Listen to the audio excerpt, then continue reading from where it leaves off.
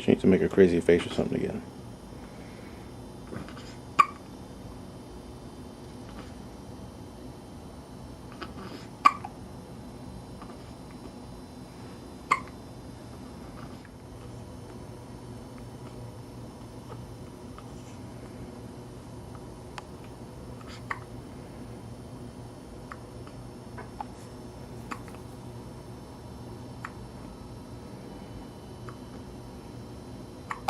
I've never known a child to get hiccups this much.